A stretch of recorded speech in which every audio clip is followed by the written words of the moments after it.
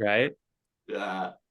Yeah. Oh, I'm glad you guys got to go to Houston and continue the conversations and get to hang out with Max and everybody some more. That looks really cool. It was really cool. We brought a new genre of a round table so that everyone can get involved. And basically it was like really close and personal. It wasn't us up on the stage presenting and we're away from all you lot. You know, it was us sitting with them. So right, and everyone absolutely loved this new new format. So we're going to carry on with that. Apparently Jason's going to practice do the same in Houston. Oh, And cool. I'll do a similar sort of thing here in Britain because, you know, it's what people want. They want to sit with the people and learn and talk. And some of the Definitely. conversations were really beautiful. We were all like, you know, I'm feeling emotions right now. Wonderful. You're such a sweetheart. I try not to be. I try to pretend that I'm all bad and tough. You are not. Not at all. Yeah, it's a survivalistic instinct, you know. I don't want, you know, I just got to strut through the place like I own it. And then, you know, with this attitude that I've got, and it's fared me well. I'm 56, and it's fared me well in this place, this attitude that I've got. So, Hell yeah.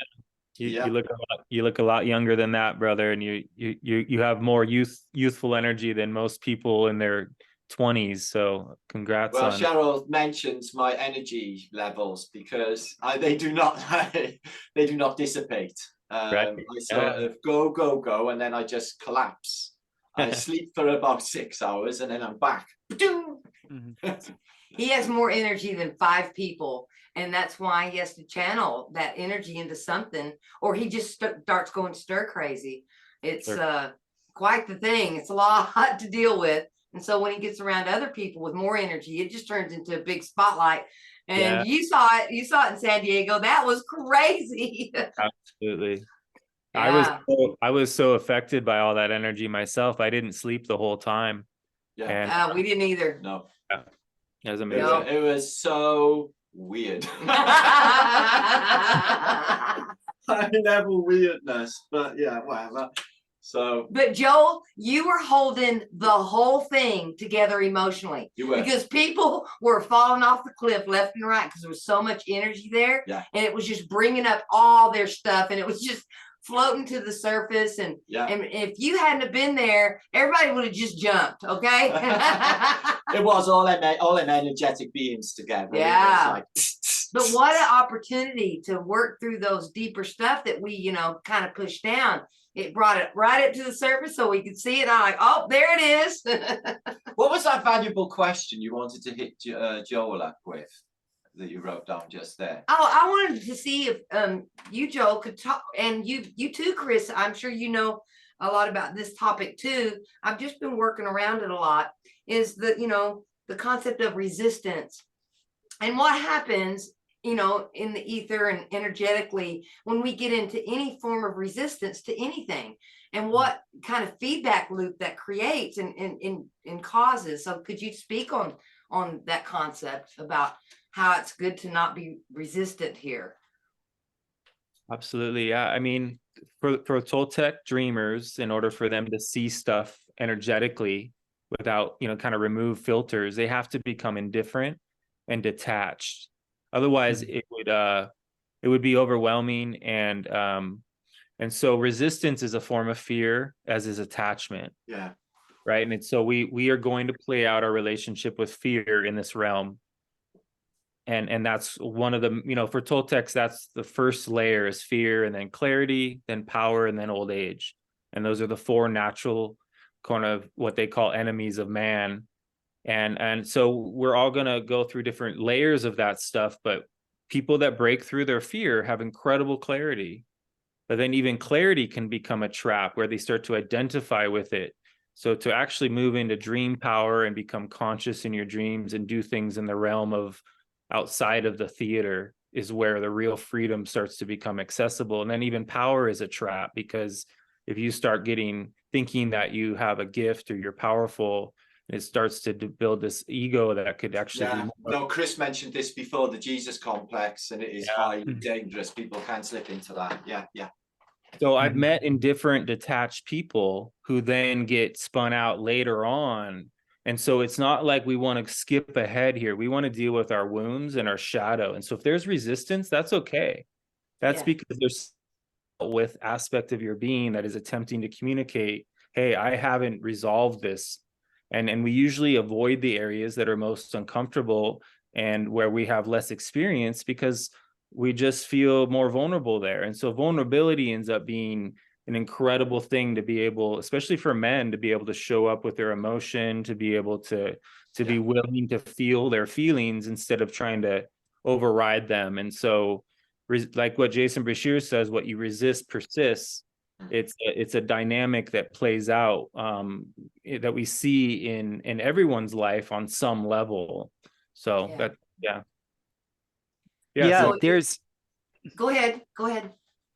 so there's always the question of what aspect of you is resisting. So in massage therapy, specifically in craniosacral work, like biodialectic craniosacral work, you come to know that being neutral is actually the most influential, I guess, state of being that you can be in.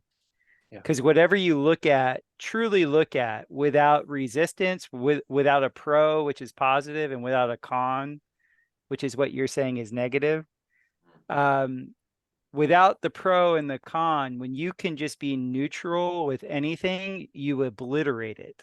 And this is what I call witnessing, the bearing witness for God. Nothing stands the light of awareness when you're neutral. And that could be what Buddha was talking about with being in the middle path. I can't say for certain because I haven't studied Buddhism in a long time, but the middle path, like going back to the analogy of actually following the energetics of somebody when you can feel their spinal fluid moving, you're not saying, okay, there's a contraindication, there's obviously tension, resistance, I'm going to get rid of this. Because if you say that in your mind, you're actually making it real. So that's the first thing you have to understand with resistance, is there's a part of you that actually thinks it's so. Thinks there's a spoon. Yeah. Yeah. And that part of it, you don't understand how strong placebo is, especially on the spiritual level. Like placebo, like this whole thing has a lot of placebo going on. So Yeah. you just go ahead and witness the experience and witness the witnesser. And in the witnessing of the witnesser and just being with it, I've never seen anything survive that. Because you got to understand, a lot of us don't understand our motives. So like when we resist something, the motive is to get rid of it. Yeah.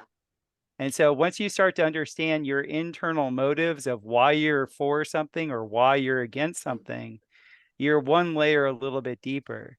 And then you get to the point of like, okay, that which is pro or con something is actually still in front of me. That isn't me.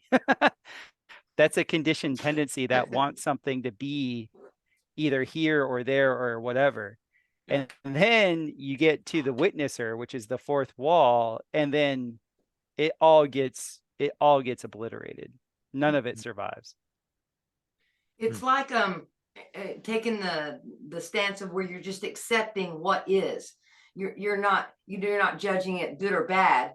You're just looking at it as it just is. It's not really good or bad. And once you accept what is, then you no longer have a problem there, because you're in acceptance of what the thing is, and you're not pushing against it, trying to make it go away, right?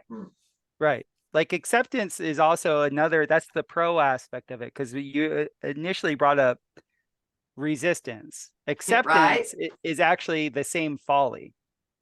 In resistance and acceptance, in either case, you think it's real. Ah, okay. Could you go deeper into that a little bit? So here's the thing. So check it out. So I don't know at what level of like, have you ever tried to sun gaze before? Oh, we did it recently, and we did it in New Mexico, and Cheryl said, keep on watching. And I wanted to look away, but I'd never seen it before, Chris. It was a life-changing moment. Yes. It just went whoosh, Yes. and lit up. And I was like, oh, she said, you've seen it. I was like, yeah, goose pimples. It was amazing. You got to keep staring at it for longer than, Never 10 seen seconds. anything like that Yeah. in my life. So, Oh yeah, so, I know that. so like, I'm just using this as an example, but you can do Okay. this with anything.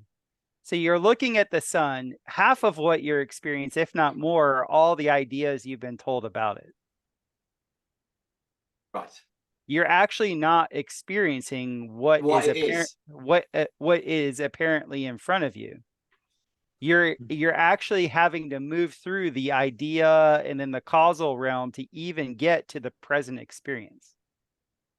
Because whether you know it or not, your awareness can only be aware of one thing at a time. So every little thought you're having, every little program tendency that you've had, every little danger that you've had, don't look at the sun, you're actually experiencing all those on the micro, on the nano level.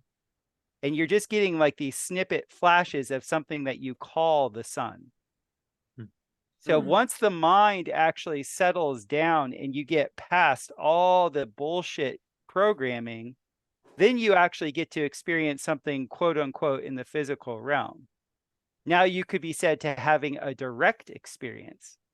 Once you start to have a direct experience, all that stuff that you were thinking of, all the conditioned tendencies are irrelevant. Gone. None of them exist. And then you'll see what you're actually witnessing changes also. And that's why on the Oracle of Delphi, there's two things. It says, know thyself. And the second thing it says is certainty is the road to ruin. Yeah. And what that is you're like, oh, that is this. The second you say that, first, you're making it real. And second, you're certain. So you're fucked. I'm sorry, I don't know if you're no, but it's bang on. It is. It's just making it real, just the exclamation of it. It is making it real. So the key to life is you'll never step in the same part of the stream twice, ever. You can never go home. Nothing is ever the same. The only thing that we know for certain is that change is a constant. Yes. So if you know that change is a constant, how you perceived changes, what you're perceiving changes. It's all changing. Let go. Just let go and watch. And you'll see when you can watch, when you can feel, because watching just isn't a visual thing. It's listening. It's feeling the body. It's all these things. There's these multi dimensions to every single experience. Then you're going to come into this like, oh, nothing survives. It wasn't real to begin with. Even if I experience it tomorrow, it's not the same. You're not the same. It's not the same. It's nothing like the timing's not the same. And timing is everything. Like, yeah, it is. Like, and that's the thing. So there's this, I guess it would be like the healer's mantra is like, you're not the one healing. Like, when you lay hands on someone, because all you're there to do is provide neutral. And there's something when you provide neutral in a circuit, for whatever reason, I don't know the mechanism, when you can just be neutral, you're not saying it's real. You're not saying it's fake. You're not saying you want it. You're not saying you don't want it. You're just neutral to whatever it is. It moves through. Wow. On that level of giving nothing names, like especially with the sun, I completely agree. I was going through all like, well, they say it's plasma. I wonder if it's hot. I wonder if it's cold. I wonder if it's the fasces. And I got all of these things going through my head as I'm looking at it. And eventually I just emptied my mind, just stayed, no thoughts, and then that thing happened. I can see why they get up early in the morning to watch a sunrise and a sunset and energize themselves off that, off that sun. Amazing. Feed themselves. I remember when I first started doing it, I grew up in South Florida, which is the Sunshine State. And one day I got all this is like back in the 90s, early 90s. And I got suntan lotion in my eyes and my eyes were burning. And I just opened my eyes up to the sun. by mistake. It was like midday. So the sun was just blaring and I was just cooking, like it's 100 degrees outside. And I remember I opened my eyes and then I saw the shock of the light, but then I was like, oh, this is just intensity. I'm resisting intensity. Yep. And I relaxed into the intensity of the moment. And then the intensity became information. And then I realized, oh, this is like when I'm like when I'm cramming for a test. It's so stressful because the intensity is in taking in so much information. In highly stressful physical situations, the intensity is on multiple different axes. You're taking in so much information. Intensity is a measure of the capacitance of information, and information comes in all different directions. So just inadvertently, I just relaxed and I was able to be with it. And then all the sensations were just sensorial. There was no attachment to the sensations. Yeah. And I think that we can do that in every venue. I think that that's a capacity that we can do almost anywhere. I noticed when I stare at the sun, I noticed that there is information and it's direct download. Yes. It's like plugging into some kind of socket, and things that I would be working around, working through, or whatever. I just get the information I need, and it was just like, well, just plug in and get the data. I had that dream last night. And then you had the dream last night. People were going around plugging all the trees in to electrical sockets. There was wires in the trees, and I was going, right, so the trees are electric, right? But we had been talking about orgone energy the whole night before, so I think it was an extension of that, and the fasciae, because the sun being a fasciae and how the sun may be this, mechanism. I got a TENS device, she's turned me on to sort my fascia out, because I've been in like proper pain for years, and I am like 20%, it's about 80% gone. I am literally healed from this electrical unit. Yeah. And we've just it's just coincidental how many things associated with the fascia. The eye, this is like it's rods. It's it's got the the optical nerve at the back. It's very similar to the structure of it. So I'm just wondering if with the human body, if all of this is actually microcosm, macrocosm connected. So that it's all fasciae. The sun we look at is a fasciae. Our eyes is fasciae, looking at a fasciae. The information could just transfer through the frequency of it. Could the battery be running out like we suggested before? Because the light is not yellow anymore. It's in saving mode and it's LED, and a bit like this thing here. Yeah, the white light. Yeah, and that looks like a fascia. He's looking down it as well. Yeah, coincidentally. Yeah. But we're just juggling with if this is a projected reality, a holographic reality. We watched Matrix last night. We did. Again, that bit where they removed the bug from his stomach, from his belly button.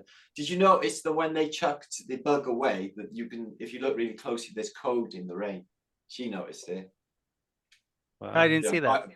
Yeah, binary in the rain. When you get down to it, I think that's going on. Yeah, I mean, sun gazing will take things to the next level, and you can always get more and more. Your breath work can get even more empty and clear, and knowledge is a whole realm. Like silent knowledge for Toltecs is actually existing without thought, and you move into a place of power, and that's how you move into other layers of the onion. And the sun, if you can spend enough time with it, for me, it's I use it off the reflection off of large bodies of water. And so and that's proof of the flat plane that we live on, is that the sun is a bead of light is coming across right the entire system, right? And so you align with that, and you're lined up, and you've let everything else go, and all you are doing is placing your awareness inside the sunlight that is the reflection on the water. And then the reflection of the water is like a mirror. And so it's for sorcerers, that's how you do gazing, is you unlock and use mirrors to enter into aspects of your being that would typically not be available. So the combination of these types of gazing, and you could do it with fog gazing is really powerful. It's actually quite dangerous because you'll think you're in another world and you'll go to step off the cliff or whatever, because you start to see things that are there, and yet to others observing you, they would not be there. And when you could walk on that bridge of fog if you fully were committed and believed in it. But if somebody were to pull you out of that, or hey, what are you doing? You would might panic, and then the bridge of fog would no longer be there. And so this idea of walking on water, or all these things that are supposedly so Messiah based, it's all these shamans have been doing this stuff forever. They've been doing all kinds of incredible things. And they, they'll build 2 sweat lodges. They go on one sweat lodge and then they come out the other one. They transfer their body from one lodge to the other. And as long as if there's some scientist there trying to and measure how people are pulling it off, then none of that would happen. It can only happen in an environment in which the placebo effect is possible for all parties involved. Yeah. And so the more and more of us that give ourselves permission to experience the non-ordinary nature of reality, the more we will integrate the unknown and have access to these natural adventures that were available to us at one point before the mass hypnosis kind of took over. And that's what we're doing. We're reclaiming our ability to be magical beings in a magical realm. And, Carlos Castaneda would talk to the sun for hours and hours every day. And he would just sit there and you'd hear him mumbling, because he was actually having conversations with this very powerful being. And then he was being told things, and he was preparing himself for his death. Because for shamans, your death is not normal. It's not just like, oh, it's over. It's like entering into a completely different, a different relationship with the earth, and with the sun. So there's just so much potential for all of these little discoveries. They eventually get very, they become platforms for travel.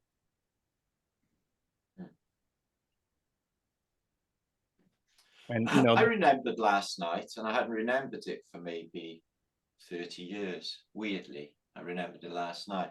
But I remember being in my bedroom as a child, and I remember leaping off the walls. Now, I'm not talking about seeing myself laying in my bed, like a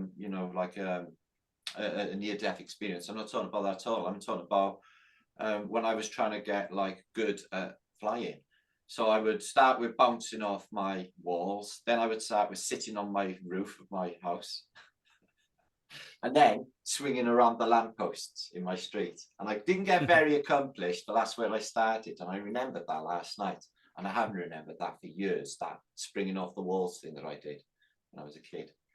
Yeah, the Castaneda books talk about you go into a dark room with all these people who are ready and willing to sort of do some things, and you start walking really fast around the room, and then you start walking along the wall, and then pretty soon you don't have to go back to the floor, and people are like, they come out of this trance and they're like, did that really happen or did it not happen? And is it your astral body or is it your body? Are you bringing your body with you? But as a child, I would just float down the stairs until I did that. I used to just float down the stairs. I used to do exactly the same. Yeah. But your parents say, hey, that's dangerous. Don't do that, and or stop yelling, stop celebrating life, stop expressing yourself.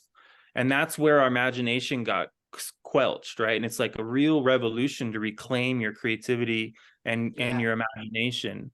So if we could go back and remember our memories from 0 to 3 years old, there's like a plethora of that will allow us to remember what it was like to have the fluidity of perception and a constantly reassembling reality.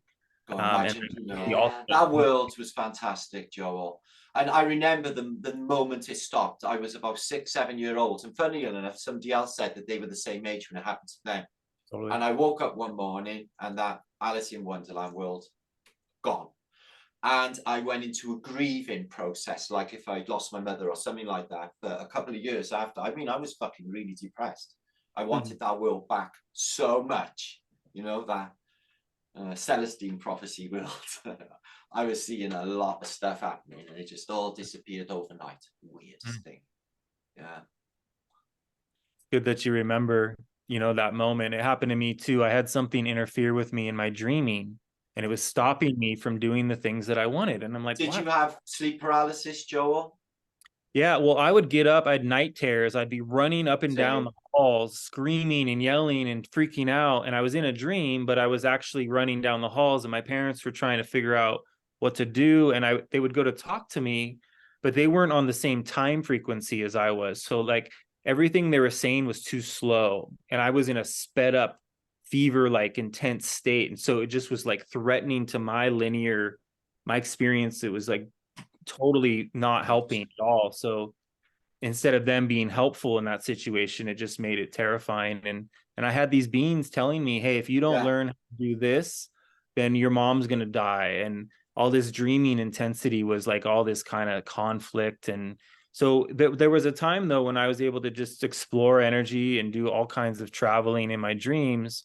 But I remember where it's like something like a veil came in and it just really like made me into a physical person instead of this energy bubble of energy that I was. And you know, and it just sort of, it is something to go back and mourn and recognize how incredible that was, and that there is a force in this realm that isn't just MK Ultra. There's an actual sort of parasitic dynamic that plays out that shamans call the flyers. And it's not a negative thing. It's just that there's a program running. And even if we start to free ourselves from that program, it's just a more advanced program comes in and attempts to then turn us into thinking we're special. Like if we become out of victimhood, then it's going to try to make us think that we're victorious. Yeah. And that's why talking about neutral is so important, because very few people can handle, they either put themselves above others or below. So if you're someone that puts people on a pedestal, or you worship a god, or you're caught in handing your power over to someone, you know, that's a victimhood consciousness. And then if you come out of that and you're like, oh, well, I did the work, why can't they?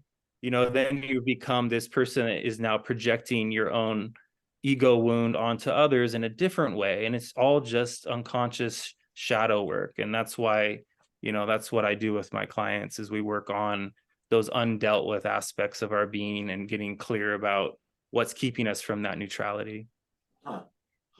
You know, with this sleep paralysis that I was suffering with, it all came to an end overnight. Wow. Where I woke up in the morning and my legs didn't work anymore. They took me into hospital. I spent a year in a wheelchair after this last sleep paralysis that I had, the worst one. Because I trained myself. I used to be on fire and feel the fucking pain. Yeah. And I trained myself to slap myself awake or bang my head on the wall to bring myself back around so I could stop the pain, because I was feeling it all. And then, as far as I'm concerned, there was shit in the room. There was critters in the fucking room. Okay, whatever they were, I do not know. Entities. And then I wake up a year later, and the doctors said there was no medical reason for it. It was caused, a mental block caused through hyperactivity. Whoa. That's what they said. And I thought at the time, even as a kid, you're all in on it together. That's what I was thinking as a kid. Wow. Even then, I was thinking that. I was thinking you're all in on it. I think that more psychic children, more intuitive children, you know, that have these abilities already, and they're really strong. They're really strong in the force, that if there's no understanding when they come in around them, there's no shamans there that helps them through these different stages. Because, you know, there is a stage of brain development at 7 years old. Yeah, but the doctors will drug them back, no? I give them antibiotic. I wasn't going that way. Yeah, but they will. If there's nobody to talk to the children at that early stage, then the child is just left with their own information, which they don't have a big information field. They haven't been there that long in that lifetime. So they can misunderstand that the things they're seeing are something trying to get them, when it's really just, you know, the mental processes of what humans can do and all of that, and they're absorbing things in their environment. Could have been that. I had a very vivid imagination. Yes, and well, people with vivid imaginations and who are super creative, they're usually very psychic and intuitive too. So, but I was very psychic and intuitive as a child. I knew what people were thinking. Well, yeah, and that's why, with no information, because nobody was talking about this aspect our abilities of the psychic link that we have with each other. I mean, that was just something, especially where I'm from, nobody talked about it. And if it's happening to you, you need to shut up because we're not talking about it, because it just scared people. And so as children, you know, we used to say things like, well, mom's fixing to walk in the door, you know, how do we know? You're right. And then I remember the blood running out of people's faces, you know, and as a kid, you can see that happening. It's like, oh, I better not say things like that anymore, you know, because it creates a negative vibration, and kids don't like those vibes. You know, they try to keep them away from themselves when they're young. So I think as part of that, you're a little different. You have these things going on, but there's no information. You don't know what to do with it. You have no idea what's going on because it's not happening to everybody. Yeah. You know, I remember when I would talk to other kids that, you know, in my class or what, to other kids. And I would say, hey, did you see that thing going down the, you know, and they was like, huh? What thing, you know? And so they weren't seeing it. I was seeing shit people weren't seeing too. So, you know, and I think over time you just learn to just not talk about it and don't say anything about it. Then you forget about it, right? And then you start getting older and you're like, wait a minute, I remember I used to do this. Right? And you can go get your own information about things, and then you can, you know, do some evolving, and I don't know. It was just a thought I had. No, thank you. That's amazing. That's how the Castaneda books were for me, was a way to validate all the things that were happening to me. You know, it was a deep dive into a body of knowledge that really is willing to explain things from an energetic perspective and practical and magical, not scientific, not limited within the concepts of chemicals in the brain and all these things keep us from really having a more vulnerable, authentic experience with, you know, what was happening. So children are very powerful. They have a powerful intention. So if they in for something to happen, you know, it can rule your whole life. An intention you set as a young child can be still playing out in your life today because you had such strong focus at that point. You had your imagination, your creativity, and you did something, you committed to something. So going back, shamans recapitulate their memories and clear all that stuff so that they can get access to their blueprint and really understand the rites of passage they went through, why they are the way they are. And I believe your future self is informing you of all these things because it's already happening. Yeah. Chris, did you have any of these experiences when you were young? I found talking to you and sensing how you are, you're very intuitive too. Did you have some of these experiences when you were young too? Yeah, a little bit different though. I was very sick, and I think I was extremely sick because my parents weren't getting along well. And I loved my parents so much that, you know, whatever they were going through, I was going through. And then as I got sicker and sicker and sicker, things for them got worse and worse and worse. And my body flatlined for 5 minutes when I was 4. Wow. And I remember the whole thing. I remember being in heaven and my great grandmother, she was dead, you know, she had passed before I was ever born, but she was there. I could hear her voice. And she's like, Christopher, it's time for you to go back. And I was like, no, because my consciousness was that of a 4-year-old. You know, I didn't have, like, you know, a lot of people talk about past lives and stuff like that, but my consciousness, I was just little me. I wasn't any like great soul or anything. And it just felt so good not to be in pain.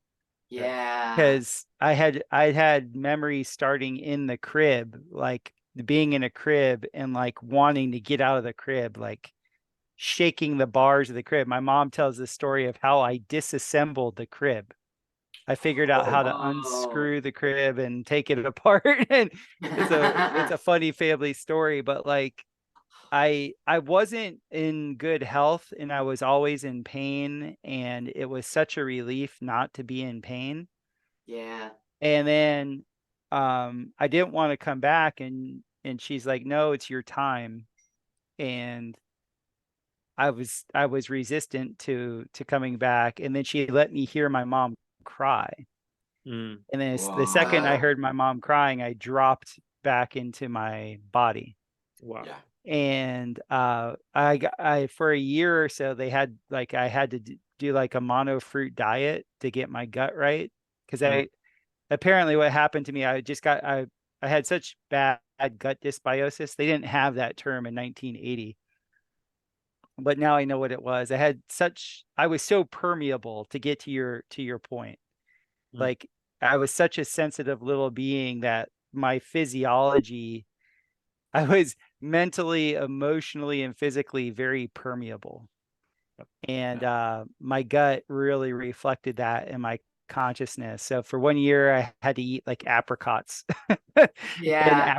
And apricots brought me back to health. And then I became extremely resilient. And I was super artistic, like anything with art, any competition with art, I would win. My sister, she's paid for her art. Like, I'm paid for my art. Actually, I have to say that, like, to this day, like when I design a building and build it, like, that's art to me. Yeah, I of course. always tell my clients, I'm like, I'm not a builder. I'm an artist pretending to be a builder. Use my artwork.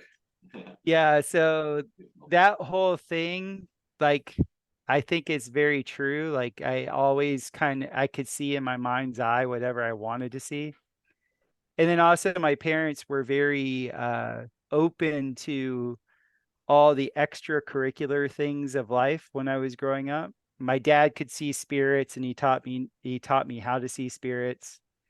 My mother could see auras, and she ended up turning that off because she was an RN, and that really scared her, because she would get emotionally attached to people, and then she would know that they were going to die, and they would die. So my parents, both of them had extra abilities. extra abilities. In my entire life, like, they literally never put a limitation on that with me. Wow. Like, as a little kid, my mom would be picking me up from daycare, and she'd be like, okay, change the lights with your mind, Christopher. Oh, wow. Yeah. It was cool when I listened to No. how other people grew up. Like, my dad, like, Yeah. I remember I was scared to tell my father about the ghosts that I was seeing in our house. And he kind of, when you're 6, 7 years old, you think you can hide things from your parents, and you're not hiding anything. You can't. And so I was being kind of coy with my dad, and he's like, have you seen the old man and his daughter? And I was like, yes. Like, I was so excited because I wasn't alone in the experience, Wow. And I'm like, yeah, and I think they're moving my shoes. And that's a really crazy thing to say. Like, either like, wait a minute here, like, this is like out of Poltergeist or something. And my dad was flat out just like, he's like, yeah, when they know that that they're there, they like to play sometimes. Yeah. And he's like, they're not he's like, he was specific. He's like, these two, you have nothing to worry about with. Yeah. Fair enough. Like, he wasn't like all spirits. He was just like, these two are fine. And later, when we were in high school, when I was in high school and I was in a different house, there was actually a Native American Seminole spirit that would come through our property, and that was a no bueno spirit.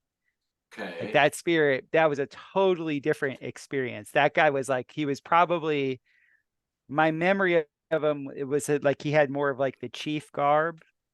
Like, he might have been a shaman, because at that time of my life, I didn't know what shaman even meant. But he was definitely somebody that was aware of different dimensions, and he would come through our property. Our property was on his trail. And he was aware that we were aware of him. And my dad put like heavy protection on the house with that dude. Like he was just like, nope, you're not allowed here.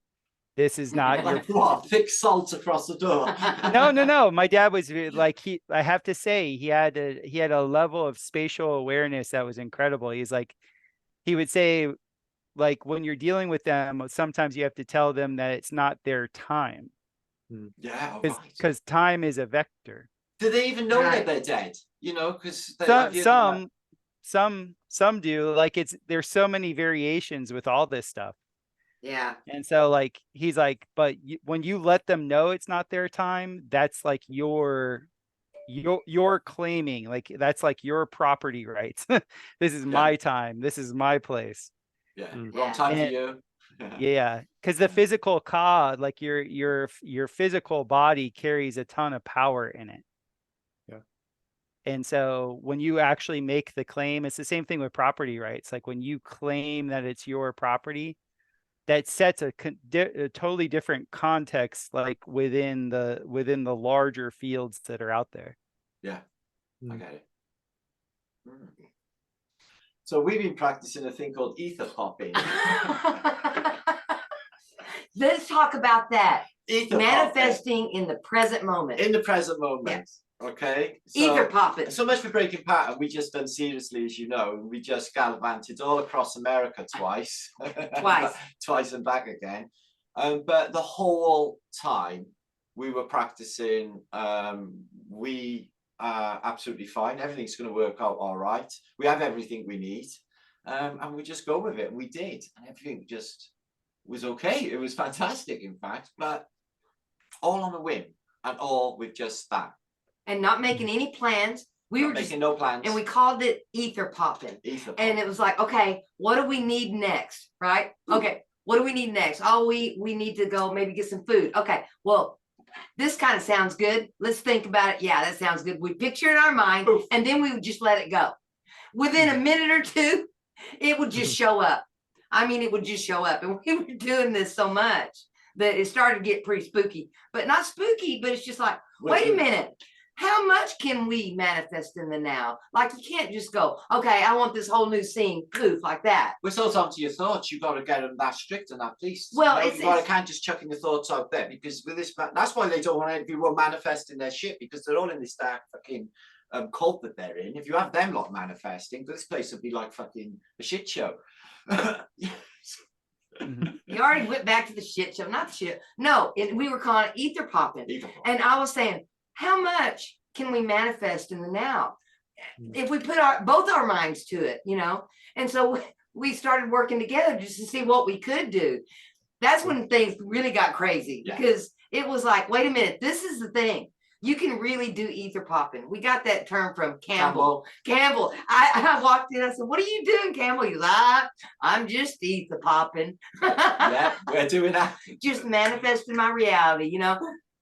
And so we were really, you know, focused and thinking around that. What can we manifest like in the now? Like someone told me that one time that I couldn't drive this car, that it was broken. Well, I went and got in the car, and my intent is I'm driving this car from here to here. And I swear, I got in that car and it started up. It kind of shocked me too. It started up, and I drove a broken car for an hour to where it was to be sold the next day. And it was just because my intent was so strong, because I did not want to be stranded out on the middle of a road in the middle of nowhere with no taxi service, nothing. And so I said, this car is going there, and that's all it was. And so there's a lot to that ether popping thing. And so I would like both of y'all to address that. I mean, it's just a question. I was just wondering if like intent is like not just us, maybe animals can intend things, because I noticed they get that. They can, I think. And there was a child the other day in a queue in the supermarket. Yeah. And he had an eye on my chocolate bunny rabbit that was, I was just going to buy to bring home. And I was like, he really wants one. He's intended it for himself. He's one. You are kid. But he intended it and he got it. So I'm wondering, like, yeah. He just manifested it. He saw that. And he's like, I want that. And it just came right to him, We watched this little kid ether pop that thing out of nowhere. Yeah. So I would like to hear what y'all think about ether popping. We know Joel. Joel, look at Joel. Joel's laughing. magical being. Yeah. Well, for Toltecs, the word intent is everything. They say there is no God, there's only intent. And there is no good or bad, there's just intent. Yeah. And when you are able to be like a hollow bone, and you're not attached to outcome, then yeah, you can intend anything and everything. It's very placebo based because we only allow ourselves, we keep limitations within even these concepts. And so we're titrating in and out of what's possible and what isn't possible. In Right. reality, everything is possible. We are the magicians. We are the creator force seeking to know itself more. And through the forging of new neural pathways, we hone and collect and cultivate enough personal power, which some people call luck, but it's really, it's power. It's your capacity to wield or forge your own reality tunnel and insulate yourself from the projections of not being possible that we receive from those that are still caught in the story of fear, and how much we let that filter into our reality. But ultimately, there's a lot of dark magic that people they'll like kill something so that they can get something. And it works really well. And so a lot of people skip the shadow work, and they go right into ritual and power, and they get caught in this stuff that's really pretty tricky to get out of. But that's how people learn sometimes. But you see that on the world stage, there's a lot of sorcery that's being used to control realities and control humanity. And so rather than go up against that stuff and be at odds with these people, we can learn how to understand sort of the obstacle course itself and not be at odds with it, but instead just take it on as a living challenge. And I always say, be careful what you ask for, because you're going to get it. And so sometimes we don't necessarily understand our mature self yet, and so we're still asking for things that are based out of like attachment or fear or feeling a lack of, and trying to create something from a place of lack.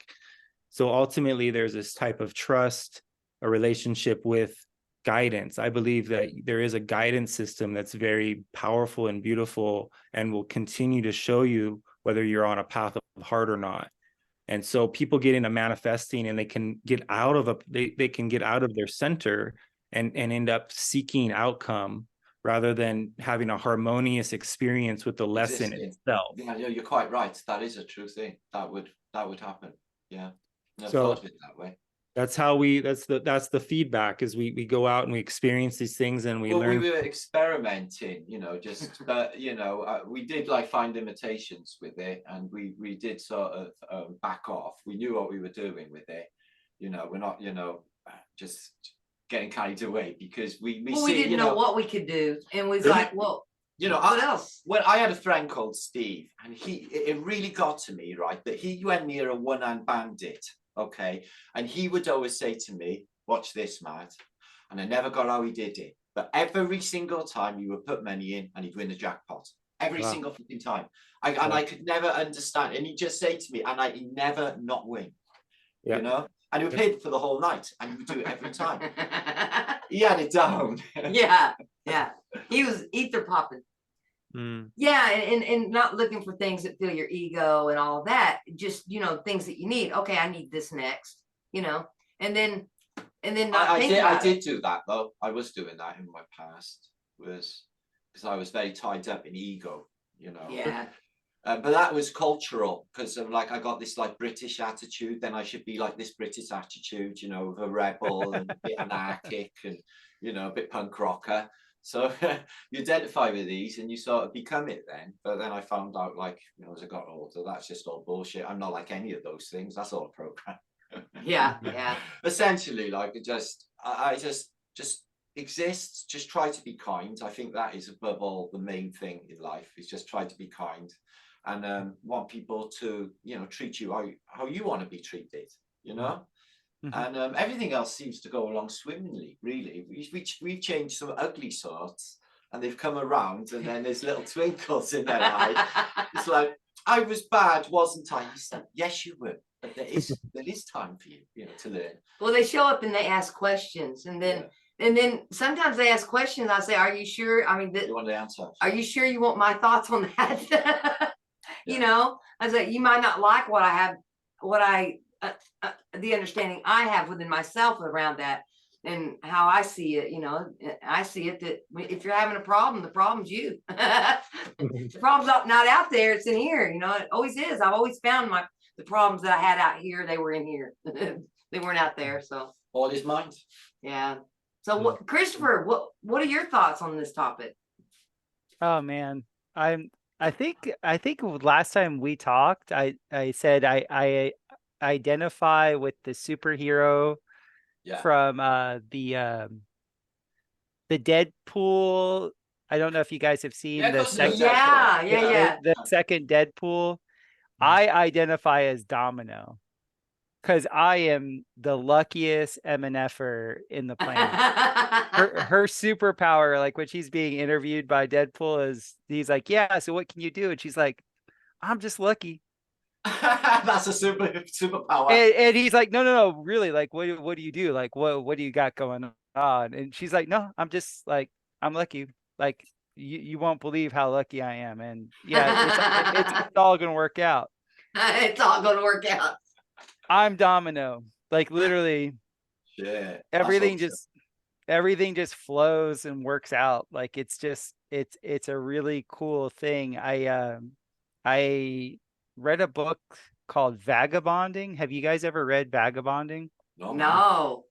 So in Vagabonding, it's kind of like a more eloquent description of what Jason Brashears talks about, of like breaking the programming, like whenever you break patterns. What in the book Vagabonding, he said that essentially you want to be an irrational flaneur, meaning you're led by your nose, and so you just go. You need the action. You use your body as the activator, and you just go.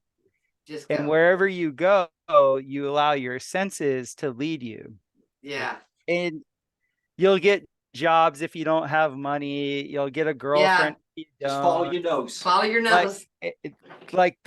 You'll just start to see that the universe is here to provide for you. It's like what Jesus said, like the birds don't worry about where their food's coming from. Right. The worms don't either. Like, why are you, the right hand of God, worried about where your next meal is going to come from? Because it's looked after. Because it's a scarcity model. There's not enough. And it's a complete lie. It is a complete lie. Yeah. And so that's why I feel so lucky, is because like for close to 20 years, I've been living on that model of being like, hey, if it works, it works. If it doesn't, it doesn't. I'm just going to go for it. I'm actually extremely self-centered, and I'm okay with it. Like, I'm just like, no, I know, like, because I have enough self-awareness to understand that I'm not supplying the desires in my mind. Mm-hmm. So if I know that the desires are actually coming from the greater whole, why would I actually have any problem with what it is that I'm desiring on a very private level? And so I've cultivated no resistance to that. And so I really just allow that, today I want to do this. Now I keep my appointments because I have an internal desire to be on time. I really love when people, take the time to be on time with me. I don't break agreements because I really desire that, like for myself, right? But all the other things where it's just like where there is play. And another thing too, I don't know if you guys have noticed that, man, surprises are the best. I have a They knew 40 high for ages. I have a 40-page essay just on surprise. It's called On Surprises. And it's really down to that whole neutral thing again. Like you could really want something. I really want this. I was told by an old Honda executive in Florida. He's like, you were the top salesman of the Honda S2000 in 2000 in Florida. And I'm like, I didn't even work for Honda. He goes, I know, but how many of your friends bought the Honda S2000? I said, 4. He's like, yeah, you would have been the top S2000 salesman in Florida. All I did was I told my friends, I'm like, hey, there's this new car coming out. It's a S2000. It's rear-wheel drive and it's stick shift. And I was all about it, right? Yeah. 4 of my friends just bought it. So I got to drive it and I never had to own it. That's been my life. Is just like, I get super excited. That's why I name my my podcast Bio Charisma, is because I'm a charismatic person, and all charisma I think is you're just okay with what you get excited about. Yeah. Like I have no problems getting excited about Honda S2000. I think it's me. Yeah. Whatever Right? floats your boat. Yeah. So like but it's like that with domes or with whatever. It's just like, wow, that's freaking cool. And then out of nowhere, it just shows up, it appears. And it's just like, I didn't have to go work a corporate job to make the 40 grand, or I didn't have to go into debt to buy it. And so I feel like Domino in the Deadpool. Like it's just like, be watching that. Yeah. oh, dude, the second one is, so the first one's a better movie, but the second one is worth watching just to see that superhero Domino. Oh, She's we're so gonna have to check badass. out Domino. Her fro is like this huge, and she's just so chill. Everything she does is so cool. And I love everyone's it. like, wow, that was fucking lucky. It's like, is that lucky? And the entire time she's so apathetic about it. And she's like, yeah, this is par for the course. Like the things that happen to her, the things that she gets through, she's like, yeah, of course. I'm not It's lucky. awesome. I'm gonna watch that. Domino. The vagabond thing is huge. Like I put on a backpack and walked without money, and I just started hitchhiking. Yeah. And the things that happen when you put yourself in situations where, like this, like there's a TV show in the 70s called Kung Fu with Kwai Chang Caine. Yeah. Just walk the earth, right? And you follow spirit's guidance, and you get taken into situations where you can facilitate for others, and then you're provided for, and there's always work, there's always food. I mean, we put ourselves out there where if our water filter wouldn't have worked, or if we were pulling water out of ponds that was nasty, and we had the best filters in the world, and but even if that didn't happen, somebody would have drove through the woods and brought us what we needed. Like that, this is a simulation, and it responds to your relationship with fear and your relationship with trust. And you can manifest a terrible death. I'm not saying that you can't contract so completely that you create a reality in which everything gets really dysfunctional. But that would be your power doing that. That would be your victimhood manifesting a situation of that much dysfunction. And so you see this in the world. You see how people just going grocery shopping or road rage or different situations that come up. It's an opportunity for us to know where we really are at.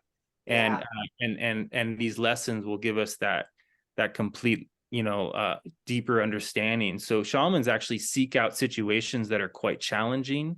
Like they'll go work for the meanest foreman in the construction world that they can find, just to find out where their triggers at. Do they lose their center when they start picking you apart and yelling at you? Or are you able to? Well, this is tricky, but I practiced this the other day. We went to see Macy Gray, and the security guard that was on the door took an instant disliking to me, and he's like, I don't want you to come in yet. I was like, well, dude, I've done nothing. I'm just complaining because my girlfriend's getting soaking wet. She's from Texas. She don't do this shit. Can you let us in? He's like, no. It's like, right. So we went back, joined the queue. I had a little whiff, calmed myself down a bit because the ego kicked in, and I was like, oh, very fucking dare you. And then we got to, and he was waiting for me when you were working. And I said this, I submit. I submit. I will not resist. I will That's not what resist. will I not go in resist. in all peace. And he looked like a deer in the headlights. I was not what he was expecting at all. No, He was no. like, oh, okay, cool. He was totally gonna kick us out. He was He was totally- not gonna let us in. For no. And I looked good at Martin. reason. I said, if you go up there with that same vibe we left with, we're not getting in there. Yeah, I did. I don't care about the rain. I want to go see the show. He was being a dick and he knew it. He was not. Well, but your vibration. I changed Before you it. got I there. recognized my ego. I calmed myself down. It's not easy turning the other cheek. Yeah. This guy was being a real knob in front of my girl, and I was like, It was raining. It was raining and cats and dogs. And so I was getting wet, but I didn't care. I was getting ready to go see a show, and I was in a good vibe, you know. Yeah. But Martin is such a lovely man, and he didn't want me to be soaking wet, you know. And he was. The guy had just let in. I like had a coat over her head, and I was like, mate, have a hat. Look at that. And he had no hat. He's just like. And Martin's like, you know how Martin is. He's just sweet. And he's like, do you have a heart? You know, and he's asking him that question. I knew what was going on.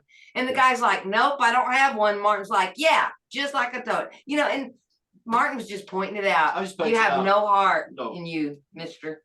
But it was okay in the end. We did get in. And Macy Gray was absolutely fantastic. Wow. That's awesome. It was. But that was 2 days ago. But yeah, that's not me, Chris, Joel. I've completely changed. That would never have happened years ago. You know. That I would have just changed and recognized that it was just ego. And I need to calm my shit down. Yeah. It's not about me, it's about him. Yes. He's gonna go home and be sad tonight about how much of a dick he was. Yes. I'm gonna go home and have a fantastic night. And you know, so it was a bit different, you know. And I said, I learned. Martin, the dark ones, they've got a lot of fears and a lot of stuff going on, and they're not nice.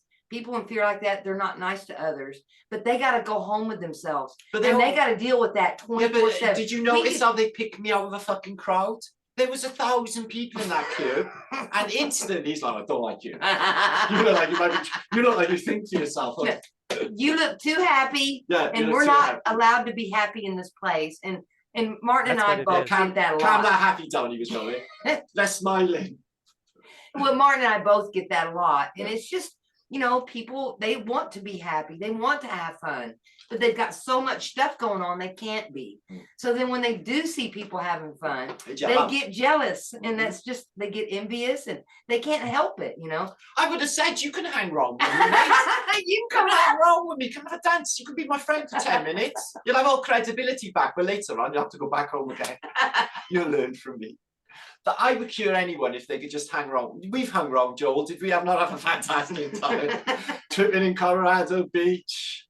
Oh, do you know that rapper? What is it? Rapper Tobacco?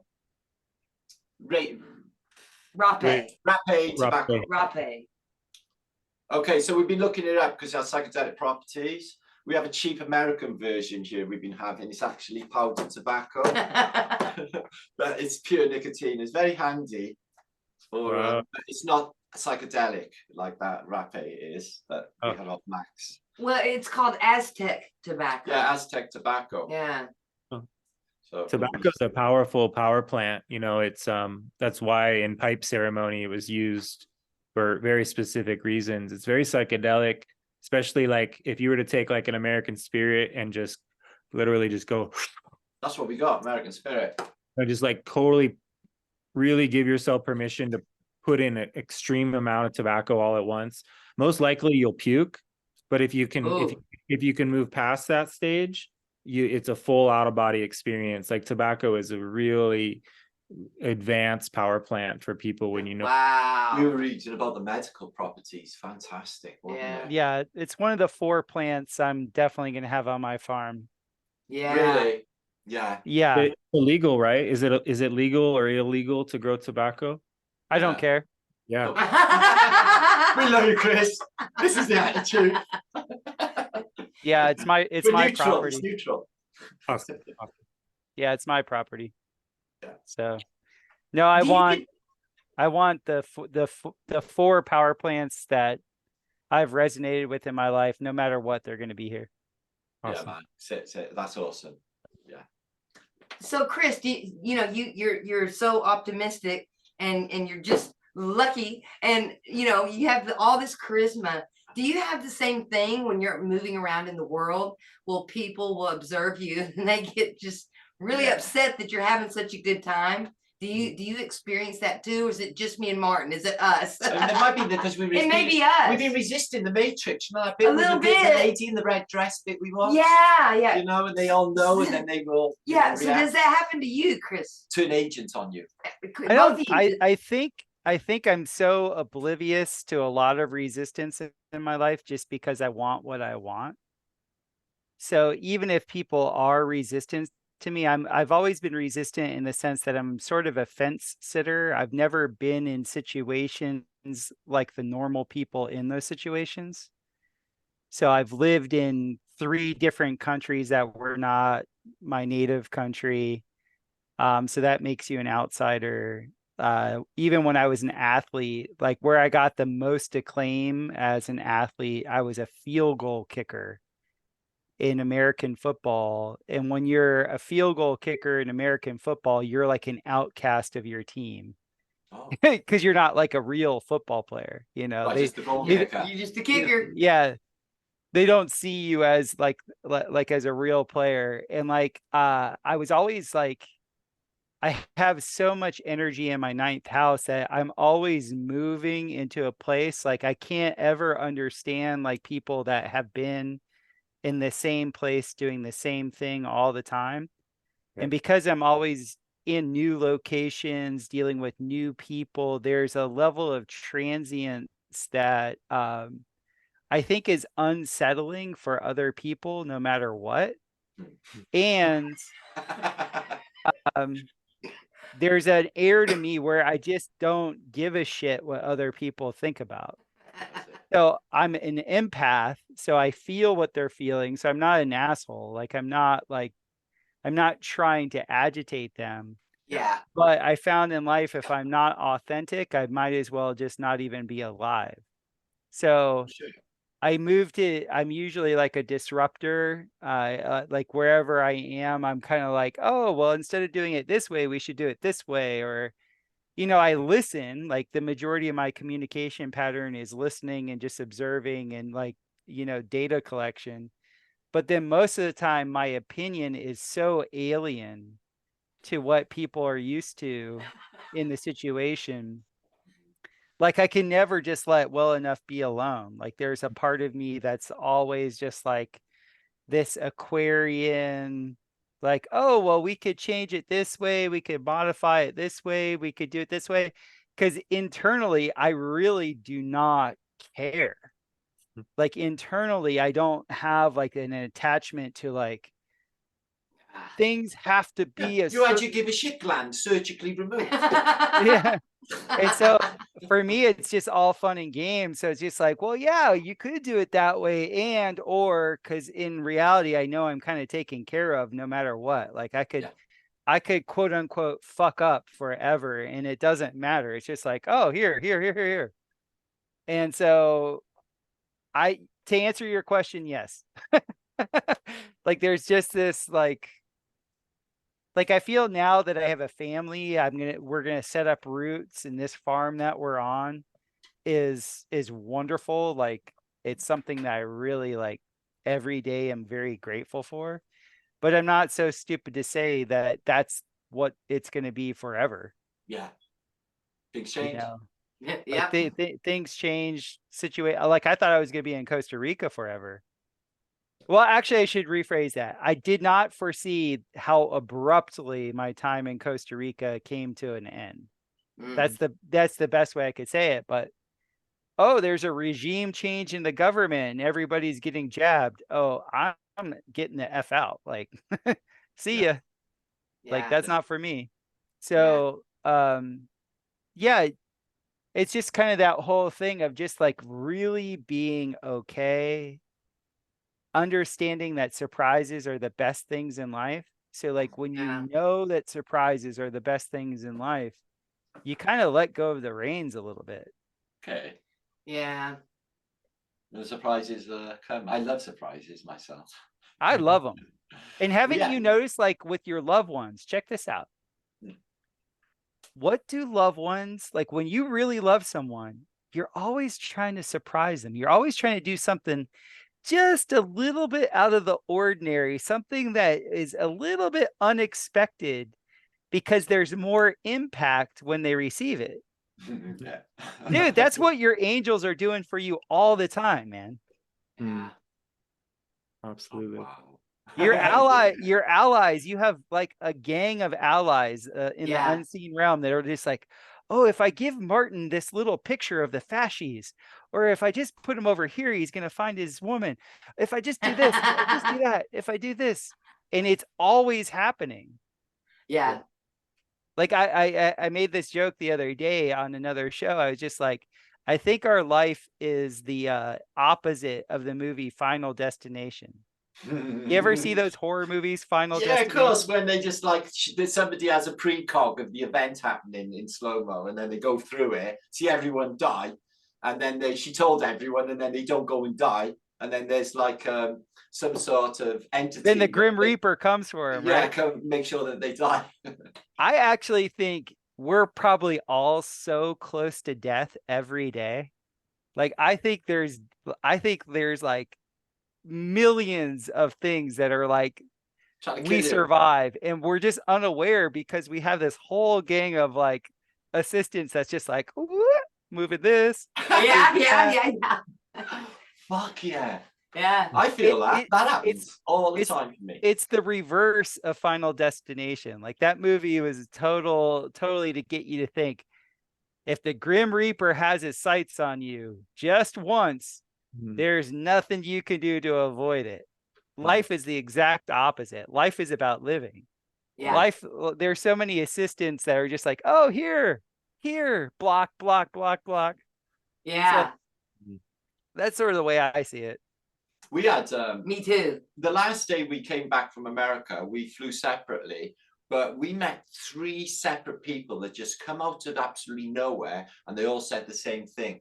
They all mentioned that they had knowledge of a previous life, and that they were seeking their soul family. 3 separate people. So I was like, the last one had done it, and I thought they're going to say about like soul families, and they're saying this girl's like, I really need to get on a plane and go to this destination because I'm in search of my soul family from a previous life. It's like she worked for American Airlines. American Airlines. This is like what, all day everyone who has come forward to us. It's like if we got reincarnation fucking t-shirts off. Weirdest fucking thing, but they all did it. They did.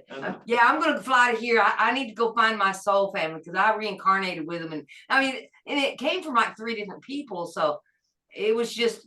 It was reincarnation day. It was. Nobody had no other conversations that day except that. Well, it's because we were thinking about it. It was. We were discussing it. And we were discussing it. I was sat. She went to the toilet or somewhere, and I was sat on my own.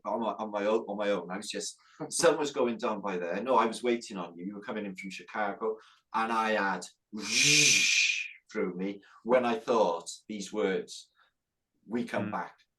We come back and we seek our soul families. And then I looked at all of these people with the empty eyes just walking past, and it come to me, I thought, actually, I don't think they actually should be bothered because they're not my soul family that I should seek.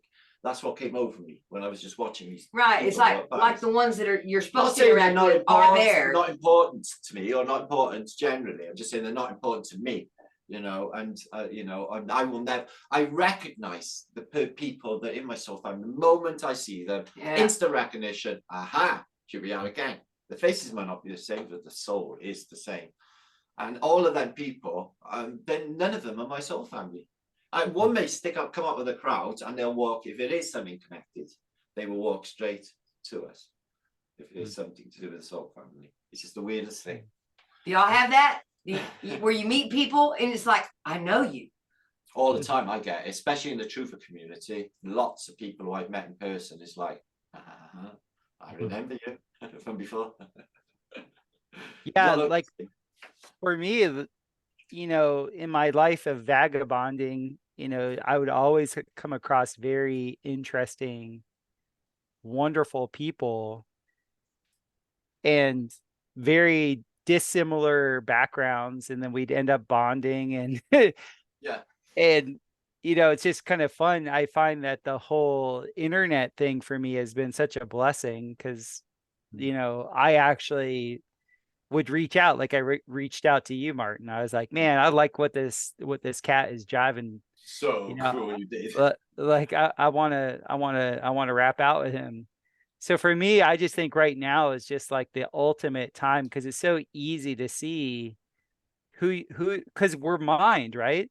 Like Yeah. all is mind. So like it's such an easy time now for the mind to actually resonate, and then by resonating draw in the tuning fork of that another being that is on that resonant path. Like I think it's Yeah. just it's I such a feel great. that, and I'm getting closer to it. You know, all of this confusion and this noise and all of this bullshit that comes out on the internet. I've just realized that I've just no need for any of it. It's all it's gone from me, and I'm not interested in any of it. I just like focus on what I'm gonna do, what I want to do, and reaching out, you know, and having things like this, little roundtable discussions, because out of this discussion, you know, here's 4 people right here, you know, talking about our experiences that other people may have, and they're going, oh, it's not just me. I've experienced that too, you know, and so getting the information out, you know, in other ways and in a positive way, I think is really helpful. Yeah. So the internet is not all bad. I agree with you, Chris. It's a great thing that we can do. I think it saved me on a philosophical level when I was down in Costa Rica, because so many people down there were like in their own little bubble of focus, and I had no one to really like vibe with. And then that's when I created my podcast, and I was just like, I have to have some philosophy in my life. Like I have to be able to rap with these cats, and it was so easy. It was so easy to do. Yeah. And I was just like, you know, you're charismatic, so well, for Mr. Charisma, it was really easy. Yeah. It's like other people like send me links for they want to get like popular on YouTube, and I watch their videos and politely like you, well, I'll share you. You're gonna have to do the rest of the work, because they just it's the way that they perceive themselves and their lack of confidence, and they haven't got that charisma. You can just see it, and it's going to be a struggle because you got, you know, that's what people want to see. They want to see somebody that rocks and gain interest, you know. Well, what I mean by easy is it in olden days, I'm projecting because I didn't live in olden days, but like if you were in a town where there was no philosophy, you would have to like get on your horse and like ride somewhere. And like literally today, even though like doing the internet thing can be annoying, it's still relatively easy to like find people that you're relative to, like at a couple of clicks of a button, you know? And so for me, like that is such a blessing. And I kind of feel like in our lifetime, we're going to see a massive, I guess you would say, truncation of the information that's digitally available that like people like us will be relative to. Yeah. So I'm riding the wave as long as I can. I'm going to enjoy the open pipelines right now. Yeah. Like, because they're still open. Like there's some censorship, but at least we can still communicate. No, YouTube. They're opening the flood doors. Honestly, it seems like in the last few months, I think Santos Bonacci's proved this. You can just say about what the fuck you want on YouTube, and they're not going to block you. I think they stated something a couple of months ago that they're going to be lifting a lot of the restrictions. I think great. That's the case. Yeah, on YouTube. I stuck with it. I just had 4 channels to sort of survive it because everyone else bumps for different formats, and I'm like, yeah, I'm not feeling that. You know, YouTube's where everyone is, so you know, stuck with it. Persistence is the key with YouTube. That's wonderful. I'm just happy to be able to reach out even on like Zoom and talk to cats like you. Like that to me is the fun part. Yeah, that's what I like to do. You know, I don't think that I'm actually like on my format cut out to do like interviews and stuff. I don't think it works for me. But something like this, with minds like this together, works completely different. This is something that I want to do a lot more of. You know, not saying like you know, I am sort of shifting genres a little bit, you know, into more philosophical, spiritual matters, which I was doing from the very first video anyway. You know, I've got my philosophy, It I may not be remember next you week. back in the Nathan Oakley days, dog. So yeah, Nathan, he's like, do you know what? I went. He trolled me in my comments the other day. A flat Earth troll thing. Is like basically, I went to Meteor Crater, went past it with Campbell and took photographs, not of it, just near there. And he's saying, "So you think a crater is produced from a rock from space? Do you, Matt?" It's like, well, no, I didn't actually state that, and I know that's not the case, but you know, sort of, you know. It's Nathan, isn't it? He's, you know. That's funny. The whole flat Earth thing, I'm not really bothered with at the moment. I'm not like saying I'm distancing myself from flat Earth British thing going on, but for the same token, the movement is being like sort of Occupied. Occupied is not the word I was looking for. But yeah, it is fucked with seriously, and there's a lot of good people involved in that movement that are just being fucked over, and it's not good. So that needs to be addressed. That needs to be sorted out along the way. It's pumping out fear. It is all fucking fear.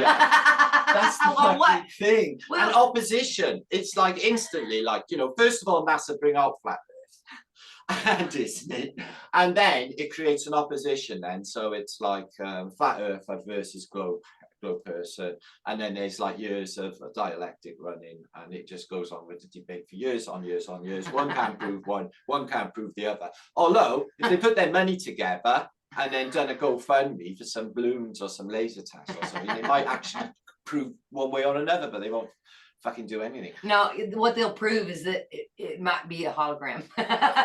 Well, right. I've been a realmian since the very beginning. Like Tesla said, this place is a realm, okay? And worlds, you know, in old language were realms. So I think that there could be other realms quite close by, you know? Yeah. Yeah, I feel. Like that Indian that walked through on his path. He's just out of frequency a little on the radio, isn't he? You're on Radio 1, he's on Radio 2 walking through. But you were tweaked enough just to be able to perceive it. Yeah. All that stuff is happening. Definitely. On Twitter Spaces, the globe Earth versus flat Earth debates are getting really incredible because the globers their egos are getting exposed because they're very condescending and they're very terrible. Right. So ad hominem. Flat earthers are just really open, actually curious, want to know the truth. How can we validate this stuff? Open to any idea, but it's as if these globers are agents in there, and their goal is to just ridicule. Brother, I got channels that literally their existence is to just like that's Simon Dan. He puts a video out, but he addressed the history thing, and it was a really interesting video they put up because it was a really good one about America being the old world, and he had like 300,000 fucking views on it. You know, this Simon Dan guy. And all of these like globe guys, they're paid somewhere along the line to just do this shit. But regarding what just happened in the Flat Earth Convention, do you know what happened? No. Okay, Flattoberfest has just happened. It was on the same day as our little gig in San Diego, Joel, right? I was not invited. So what? My ego can take it. They didn't want me there. No, they invited all my friends, but not me. Anyway, and I wanted to give them all a hug, so it hurt my feelings. But there you go. So anyway, this guy who's a really famous YouTuber, he's got a couple of million subscribers. He's like Logan Paul. I don't know anything about him, but he comes into the event. He stays with David Weiss a couple of days to talk about Flat Earth, and he's a convert. And everyone's like, yay, this guy's got millions of subs. He's going to bring all the attention to Flat Earth. And then in the auditorium, in front of all the audience, he goes to the front with his microphone and says, actually, I think the Earth's a globe. And it's not flat at all. I'll give you any one of you $1,000 if you can prove to me that it's flat right now. He was trolling for his channel, and he was brought in, welcoming, exactly the same as Logan Paul done. So feeding on the flat. It was making them look, trying to make them look fucking stupid, but they're not. They're a load of heads in there together. You know? Wow. It's really hurtful that they keep doing this shit, man. Yeah, that makes sense. They're gonna explore any weakness available, and controlled opposition. I believe a lot of people are controlled opposition and they don't even know it. Like they're useless idiots. Yeah, because they got the narrative, like, and then they're pushed by YouTube. They don't even know that they're doing it. No, I know. No, it's wild. Yeah, but these Twitter spaces are great because like all these Globers, they're basically saying, oh well, I'm too good to debate flat earthers, because they come in, they get destroyed, and then they're like, okay, well, I won't even acknowledge you with a debate anymore, like Neil deGrasse Tyson. They're just saying, it's not worth it. So it's just a matter of time. I mean, these people are walking in a very thin world now. It's the carpet's being pulled out from under them, and obviously they have the entire media propaganda machine on their to defend their position, but even that. But even now, the media is kind of trolling them with Right. how bad the CGI has gotten. Yeah. You watch these things from JASA and the Indian Space Agency, and come on, it's a fucking cartoon. Yeah. Dude, they're so bad. Even a few years ago, when Elon Musk shows a rocket in reverse and is now talking, because I launched rockets as a little kid. Like, there's no way. Like, the reason why it's pointy on one end and the other end is because it propels in one direction. And dude, any of these people that are holding on to this stuff with all this just crap, I mean crap animation, you get what you deserve. I'm sorry. If you're going to hold on to it just because it's an ego thing and you think you're special because you did what, or you thought you got a gold star at school, sorry guys, you're going to get humbled one way or another. Like, because it's so blatant now. I could see it like 20 years. I could see it like 20 years ago. Yeah. People like, oh, on the nightly news with Tom Brokaw, Star Wars and all that stuff. But now it is like hilariously funny how little money and attention to detail they're actually putting to the lie. And I think that goes with what Martin, you've been talking about, with there's less energy in the sun.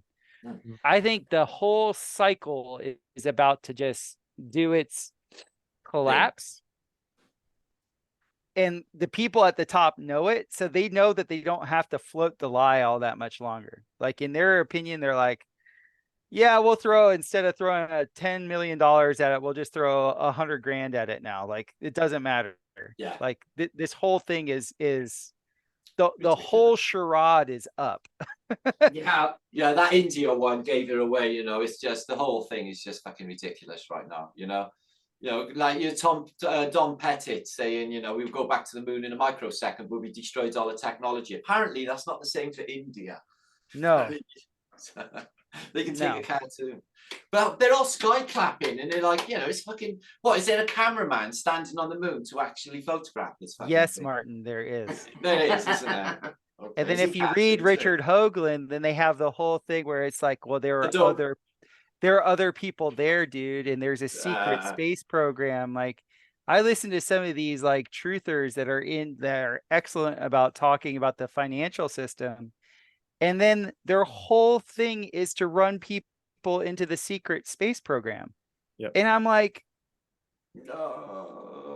like, I understand what they're doing. Like, I understand from a social engineering perspective, like, it's perfect. Yep. You take all the people that believe in space and the people that also are somewhat aware of conspiracy, and now you can throw them into secret space. We all know there's Nazis living on the moon. We all know that. Oh, yeah. And the ego can just fester in that as long as it wants, because they ordered a curry and they had it delivered. Right. So my goodness, there's that whole thing. But it doesn't surprise me, because like, it's the whole thing where certainty is the road to ruin. So you say, oh, it's a globe, you're ruined.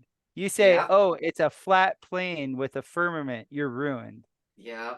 Just fucking admit you don't know. You don't fucking know. It looks really flat though in Texas. It is flat. It is flat, and I get like a bit queasy on an elevator. So I'm thinking like, you know, this thing is not in motion below my feet at the speeds that But it's what moving. difference does it But make it doesn't if it's make flat any around? difference. It Not doesn't now, make. but No, well, fundamentally, it does make all the difference. What I'm me. trying to say is it's not standing that it doesn't matter, and going through the inquisitive process doesn't matter. What I'm saying is when you're certain, when you plant your flag and you say, I know it is This. it's backed it up. physical, it's physical, and gosh darn it, there's a firmament above us, and the firmament is made out of, like, you know, Glass. Libyan glass, and it's there. No. It's Windows. Time out to all of that. Maybe. Yeah, maybe. Well, and if we're in a dream, what, you know, if it's a dream, if it's an illusion or an experience of magical energy, and that maybe we create the reality by the collective mass and how they perceive reality, and therefore can it be both? Can it be everything based on the perception? Yeah. So my world is my world, and therefore everyone in it is like a character in my dream offering me messaging, and it's a network of intensity, right? And time is measured by intensity, not by a clock, right? So a shaman can live for 1,000 years, even though it may appear to be 80, because of how much intensity they're experiencing, information moving through the chakra line. And then, you know, for somebody to have a vision or a dream in which they are experiencing or witnessing the flat plane, and have that conscious breakthrough of realizing, oh, we've been lied to, Santa Claus and the globe model and the whole thing, like that's a breakthrough within your own discovery. But if you're trying to constantly listen to someone else tell you what it is and then prove it by gathering all this facts, and you get up in a debate realm, right, then you end up getting caught up in the ego of being right or wrong on it. Right. There's this dance that we get to do now where we can realize, okay, yeah, I got caught in that too. And I, you know, my family's freak thinks I'm insane, and all this shit's happened because I held a position. But if I go back into my curiosity and my imagination, and I'm open to that, it is a potentially holographic, and that, or even if it's a flat, stationary, non-rotating system within a dream, it's still the dream is the primary base of the exploration. So we just keep pulling layers back. But you'll notice some of the top truthers are the ones that are the most popular, are holding on to the globe model, and they're into this deep, like you said, this secret space stuff, and all these people that have been controlled opposition all along, not necessarily the truthers, but these like people that get put in as witnesses to particular things, and their stories are upheld and passed from one to another. But they're just stories, and for all we know, they're completely fabricated. And so it's just a matter of being able, this is a time of discernment, of being able to discern who's staying in their curiosity, or who's trying to force and project their own reality onto others. So I have a question for you guys. So I think it was 3 or 4 years ago, there were 3 solar scientists that they were all on different continents. I think one was Australia, one was in the UK, one was in the United States. And they set up those telescopes that follow the sun.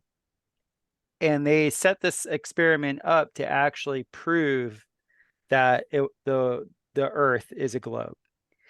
And so they had all this advanced equipment, and they're like, we're just going to let the data crunch, and all you guys out there, you guys can shut the F up. This is what's going to happen.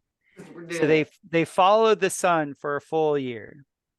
Every single one of these agnostic scientists ended up becoming like God-fearing, because what ended up happening was, after they crunched the data and threw it into this super cray computer, what ended up showing was the model of this realm was the Tibetan sun mandala.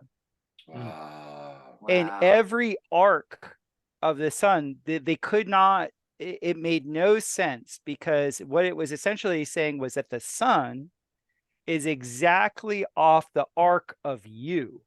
at all times. All the luminaries are off the arc of you. Your spine is the axis mundi. The second I saw that, I was like, this is what they taught in Raja Yoga. In Raja Yoga, your Sushumna is the axis mundi. You are the axis mundi, the axis of the world. All the luminaries pivot off of you. Yeah. There is nothing more holographic, because like we're this little holographic plate, this little snippet that's a fractal of the whole. The light is internal, as Jesus said, the heaven is within you. It's within you. Yeah. That light projects out of you. Boom, creation. And the stars are the limit of your experience. Exactly. That's so I was saying last time, it's like literally the fence of you are the luminaries. Yes. It's your perimeter border, and then bam, guess what? Every day you go to sleep, where does the fucking world go? Yeah.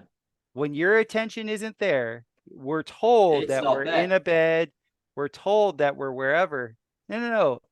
For 33% of our experience, the world isn't there. No.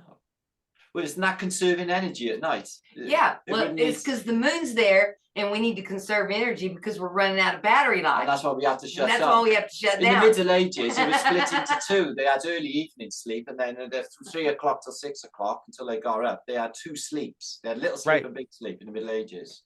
Yeah. So something else going on. With I'm sleep. actually more wired to that, because no matter what, I wake up at 3. Oh, I'm awake Yeah. all night with munchies, and I have to eat. I can't sleep because I got to eat. It's amazing. It's amazing to see that, because here you had these scientists that were actually crunching the data. And by the way, that was 2019. That video lasted on YouTube maybe a week. Yeah, Right. I can't let that out. No shit. Wow. Maybe a week. Mm. But Well, and that I've tells never people been you're able to doing it. find it. Did you guys ever see that video? No, Because on the it was flat only Earth, up a week. yeah, but the flat Earth people, like, this was like a big deal in the flat Earth community. Which one? Repeat it. Which is it? What's that? What's it called again? I don't know. And I'm terrible with names and specifics. its context was. Its 3 context- scientists. No, I don't know anything about that. I didn't see it. I Its must have missed context that. was that you had 3 solar scientists. Let's be No, I don't clear. know anything about that. No. And they used a solar telescope. I forget what the solar telescope is called, but it's what can actually just follows the sun. Yeah. And they were mapping the arc length of the sun. Hmm.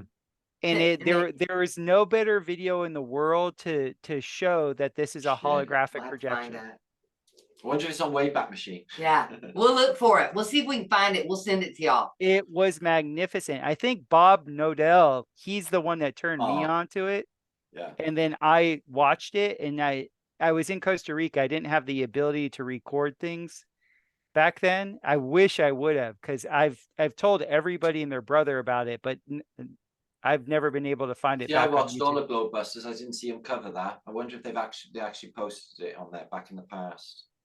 Yeah, because they were starting to explore, like in 2018 and 2019, the bipolar model of Yeah, they were. Yeah. of existence. Cami Nodell, she was showing Yeah, like sure. I seen the magnetic maps that she had with the magnetic declination map. right. And so the work of, I guess it's I forget the name of their channel. It's what are they? They're 2 like hyper Christian guys, Jason Lofgren and this other Yeah. guy Ronnie. Yeah. They've You're done right now. Yeah, they're sort of borderline trolls. No, Ronnie, I've known for donkey's years. Yeah, and you're on about Wake. yeah, Wake Souls. Wake Souls. Yeah, man. Yeah. So those guys, they did a different model that was somewhat similar to Cami's model. Okay, But- I've seen that. Yeah, Ronnie's capable of some really good work, by the way. Yeah, their model is beautiful. I have photos of that. But the best one I saw was from these solar scientists, because they were freaked out because it was only like a 21 or 22-minute long video. But when they showed it at the end, after they crunched all the numbers, it looked, I don't know if it's the Tibetan sun mandala, but it's one of the most famous mandalas where instead of looking at it from a flat plane, if you just turn it, you could see like a lot of the tethering in the mandala from a two-dimensional position was actually all the arcs of the sun, depending on where you were in the world. Fuck. It was amazing. Oh, that is amazing. And as a dome builder, that, like, you know, I essentially put arcs, and then I will put arcs at the phi ratio to each other to create a mandala dome. It's essentially like a star dome with it. It was developed by a Japanese mathematician that actually looked at a two-dimensional mandala, and he was like, he had that Jodie Foster contact moment. Yeah, where when he she was goes like, like that, yeah, with the fluidity. no, the contact moment where the cipher was looking at the things in 3 dimensions instead of 2 dimensions. Yes, okay. He did the same thing with one mandala, and he's like, well, that's, if I looked at that in 3 dimensions, boom. And it was really cool. I came across that when in my consciousness, I started to look at hieroglyphs because I was studying geopolymers. And my teacher, like a lot of his photos of Egypt in the 70s, I was looking at these hieroglyphs and I was like, that looks like an electrical schematic. Or I look at them and I'd be like, that's actually like a manual. And then my mind like did the Jodie Foster thing and put it in 3 dimensions, and that I was like in a different space. So then the Star Dome was like the Japanese guy, he figured out the same thing. He was like, oh, that mandala, if you pop it into 3 dimensions, that's the most hyper stable hemisphere that you can have, given the amount of actual surface area in the struts. And so, dude, that I hope you guys find that. If you find that in the Wayback Machine, please send it to me, because we're gonna have a look. I'm quite good at finding stuff anyway. yeah, you are, man. Your work has been awesome. Yeah, absolutely. Yeah. I have a lot of computers on the go and I cover a lot of data. I crunch like you do, yeah. That's awesome. I can crunch a lot of stuff, a lot of data, a lot of books, everything at the same time. So, but I gotta get in that mode. Got to be in that mode. The word tensegrity from Buckminster Fuller. Have you studied? Yeah. So that's also what Carlos Castaneda, he used that word as to the type of shamanic movements that Toltecs do, because it's about tension and integrity, and it's about expansion and contraction. So shamans are constantly taking care of they see their whole being as like a vessel, like a ship, and that these movements are designed to basically maintain your ship. And so they're abstract, they're different, they're more energetic, they're more based on chi rather than like physical, but then that manifests into a very powerful physical capability. So martial arts, especially back in the day, were like sorcery, because you had to be in the non-linear in order to defeat your opponent. You had to be just, you know, tapped in to the intent and know when they're going to strike before they even, you know, like, right. Or, you know, when somebody's coming for you, or know what alleys to walk down and what, you know, where to go. And and that's the difference between impeccability and discipline, is that you're always listening rather than driven by goals. Like if you're open and in the flow state, then it's not going to look like a disciplined person who always does everything the way that they believe it needs to be done. So eventually disciplined people want to switch over into being, instead of fear-based, because discipline's basically saying, well, I'm going to deny myself what I want in order to gain energy. But if you eventually switch that over into, you know, doing the movements and following your feelings, then it'll lead to you wanting to take really good care of yourself without it being based on denying yourself something. And so shamans do these movements in order to access that impeccability, that relationship with their intuition. And then, they called it tensegrity because we are structures, and the masculine and the feminine want to find their balance. And if we can have if our structure is intact, then the divine energy of the Kundalini can feel safe to move through us, you know. So it's a balance of the energetic, the feminine, and the physical, the masculine. Yeah. Yeah. Within each Well person. said. Well said. Yeah, that's Well amazing. said. Yeah. And, you know, I think that it also goes back to, you know, the concept that we all live in our own reality. And, you know, what he was just talking about, how we're each, the sun, we're the center, right? And Yeah. that would put us all in our own reality. And in our own reality, then what you're going to do is through resonance, you're going to pull to you what's within you within that resonance. And that's how, when you look at and then you observe and things are happening, that's how you can learn and grow, because it's all connected to you too. It's such an interesting concept that we are the center. It's very liberating. And people think it would be like selfish to take care of yourself and not others, or like to have boundaries and to cut people out of your life. But that's where you reclaim your relationship with your, you know, with, you're actually doing the world a greater service by healing rather than draining yourself trying to help people. But if your cup is overflowing, now you can actually be really helpful in the world, and you can say what needs to be said at the right moment that it helps the person's reality. But if you're trying to convince people of stuff and you're extending yourself beyond your center in order to achieve a goal, then it's like, that's just, you're going to burn out, right? So there's this discovery of real self-respect, and through self-respect you're willing to do what it takes, and that may take a few years of not talking to certain people, or, you know, like we were saying earlier, if our energy field is no longer carrying all these stories or information,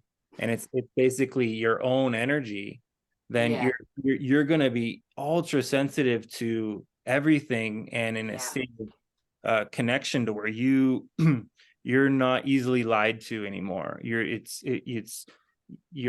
not so swayed by the newest concept. You stay in your own reality bubble, right? Because there's a lot of influential people that come in, and whether they know it or not, they're being used to try to push the focus in a direction so that everybody gets spun out in this one concept, and they kind of lose their own individuality in that. That's why cults are so they're just so prevalent. Yeah, for sure. Sure.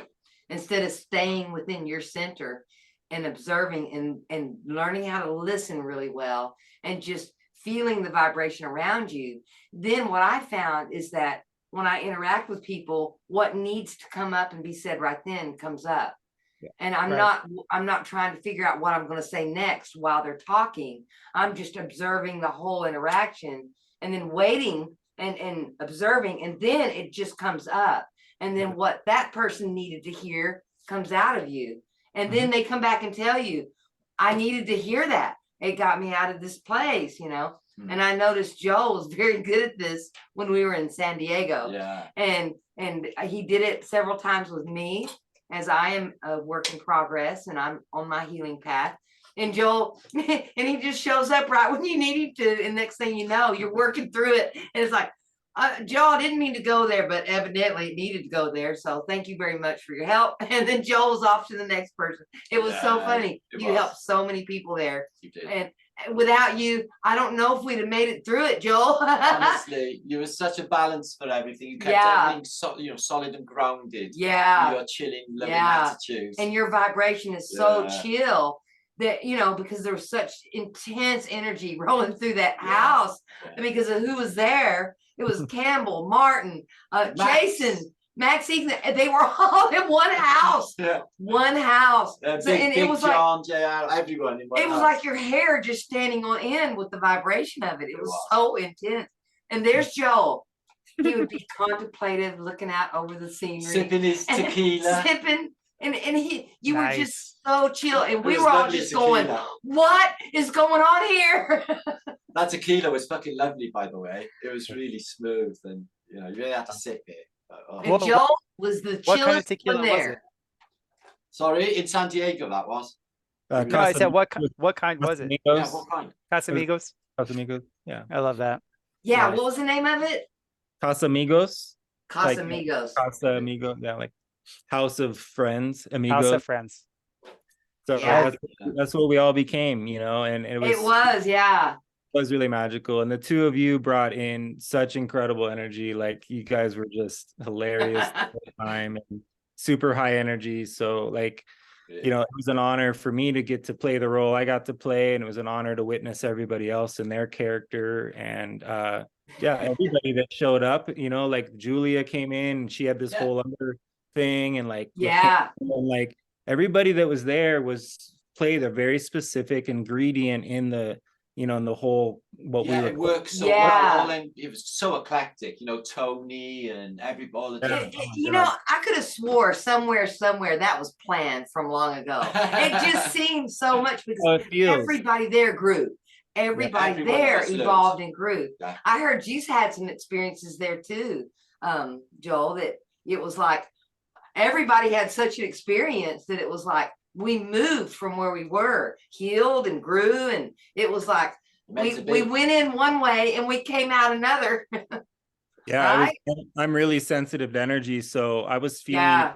for 2 days on my way driving down there, and then I had a massive boost of perceptual experience on the last night. I got to sit out there by myself, and it was like all that energy just got to just finally settle. And then it's like I launched, and I was like in a totally other world, like kind of Wow. seeing things on a new level. And then Jason's dad came out and proceeded to drink like 7 bottles of wine, and so it was amazing just to witness every little part. You know, sometimes you only get this moment, and you're like, oh, this is it, and then it's gone. But it's how much you sat in it. So shamans say, when you have an experience that is eternal, it's timeless, right? And so the more we give ourselves permission to have these relationships with eternity, then time is no longer the issue. It's not about aging. It's not about, you know, a linear construct. You move into this more expansive way of interacting with everything.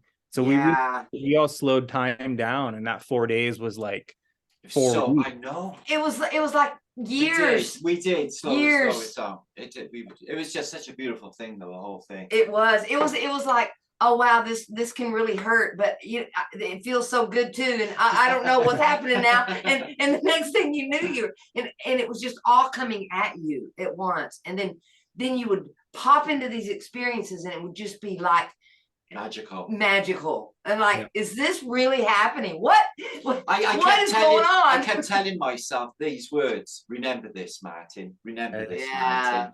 Just hold that memory, you know, certain things that we've seen, certain moments, more the moments we spent together, you know. Some of them were really lovely and emotional. We all there's a lot of love going on there, you know. And people were able to feel things probably for the first time in their lives. They needed to. I'm telling you. It was in there, but they needed to experience that, but they couldn't just in their own world. But in that group, that stuff was coming up. You ain't hiding nothing. You're not hiding. You can't hide. Just be authentic. Just be yourself.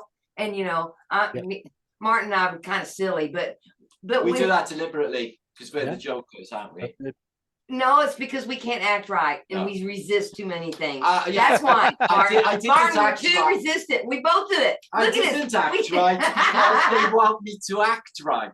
Yeah, but then that's when you act bad, and then you get more negativity. I understand that. I get that. Well, that's why I'm saying I'm a work in progress. We have to stop resisting. I am changing. I can't get rid of my core thing, you know. I'm equally good and bad. Yeah, I'm not really doing the bad thing though. I chose to be like kind when I was a little kid, so I really can't do the bad thing. So I've just got no choice in doing what I do. I'm very sorry, babe. No, we both do it. The thing is, both Martin and I had very similar experiences growing up. Yeah. And we were in situations where we didn't know what was going on, okay? And we could see things that was going on that the other people there couldn't see. Yeah, that's exactly it. Yeah. And so we're both experiencing this thing and go, okay, either they're all lying to me, number one, or number two, they have it in for me. there's just something about me they don't like. Yeah, And I because think- I'm different.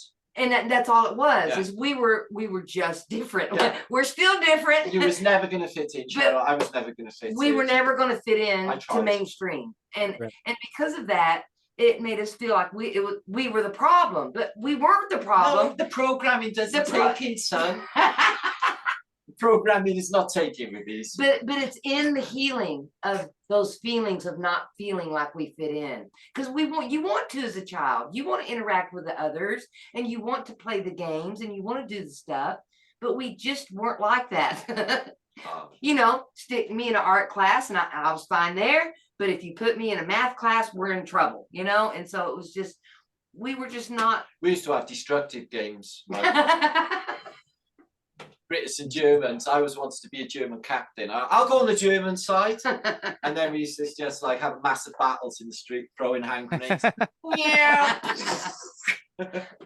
Gentle people, I have to bow out. I have a We love you previous too. We love you. previous engagement. Yeah. Good to meet you, man. It Awesome. was Well, thanks for wonderful joining. to It's meet. been a couple of hours. Joe, do you think you could send us a copy of this, please? I can put it up on my channel. Yep. Can you send me a link to Perceive and all your business as well? Yeah. Thank you. Same for you, Chris, because Yeah. loads will do this. Awesome. I'll And can we definitely do this again? Definitely. Absolutely. Yeah, this Yeah. was awesome. So perfect combination of forces here. It was a really good one. Yes, it was. Wonderful. Thanks. Thank you both for your More than I time. could have hoped for. Thank you so much, guys. Thank you for inviting us, Joe. I'm so glad when you reached out. I was Yeah. like, of all of the people, I was so glad that you reached out, brother. So that I'm was so glad to amazing. hear that, Thank you. brother. Yeah. I said, get Joel's phone number. We got to have it. If we get really stuck, he'll help us out of It's it. America land. uh, Yeah, we got some connections. Double's there for us. Yeah. Thanks, Chris. We love you guys. What? Wonderful. See you soon. all right, we'll see See you you soon. soon. Yeah. Bye, guys. Thanks, Bye-bye. Joel. Thank Bye, you. much love, brother. Bye bye. Bye, Cheryl.